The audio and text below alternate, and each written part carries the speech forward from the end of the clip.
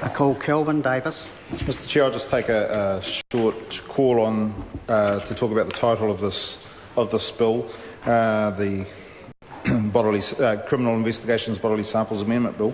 I just want to talk a bit more around the cultural sensitivity and in particular the sensitivities that police will need to demonstrate when they apprehend suspects, I guess you can call them. And it's just around, a question I have for the Minister is around, will the police receive training in the cultural awareness? Will they receive training on how to deal with Māori offenders in particular?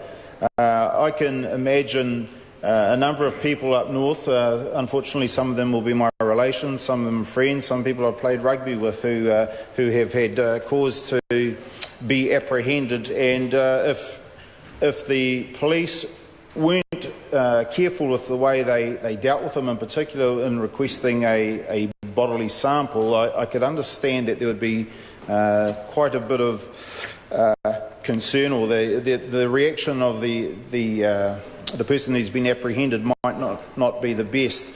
I think it's really important that the police, they do have training on how to deal with Māori in particular in this situation. And I recall watching television, one of those police show programs where the TV cameras tag on with a police unit at night, and there was a situation I recall when a young Pākehā policeman dealt with a Māori offender, and he, just the way that the language that this policeman used with this person who he was talking to actually created a lot of confusion. In fact, myself watching the program, there was a lot of confusion. Just the way that the policeman dealt with this person actually inflamed the situation, and in the end, this person was arrested for quite a minor offence.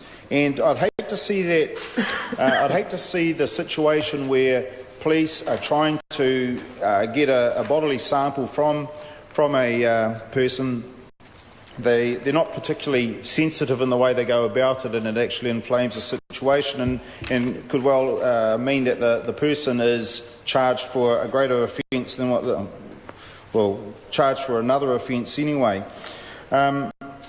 I see that in the bill the police are to provide a written they're to have some sort of written description about what to give to the offender. They're also meant to ask in a language that the person, not a language, but in the type of language that the person can understand. They know what's actually going on. Now, as a teacher, I've had experience of trying to talk to people, and I know that just because people nod and say yes, it actually doesn't really mean that they do understand what's going on.